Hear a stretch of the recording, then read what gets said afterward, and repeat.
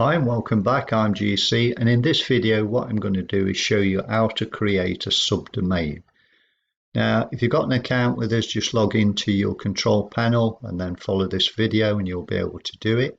And if you've not got an account with us and you would also like to see how it's done, then what I'll do, I'll leave you a link in the description so you can actually find the demo control panel and you'll be able to see how simple it is to do.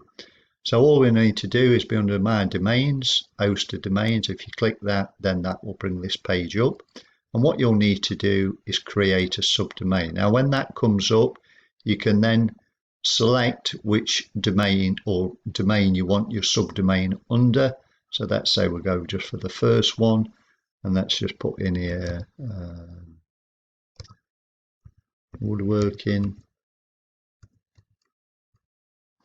and then you no need to click the SSL certificate because I'll just quickly show you how to do that with inside your account.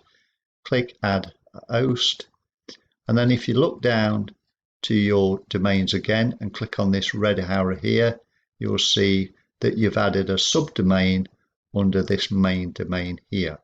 Now to actually add an SSL certificate, what you need to do is come back up to Domains, go to SSL certificate, and then if you scroll down, what you can do is select the domain that you've just added, which is the subdomain, which is this one here, and then you would click on here, and then all you would do is select Request Let's Encrypt. So you'd click that there. Your IP address will be in here, and then you activate your SSL certificate.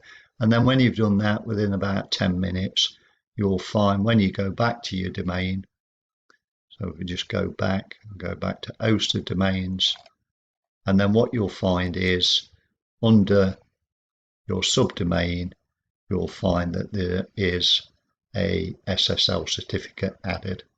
So I hope this video has been helpful, and I'll see you on the next one.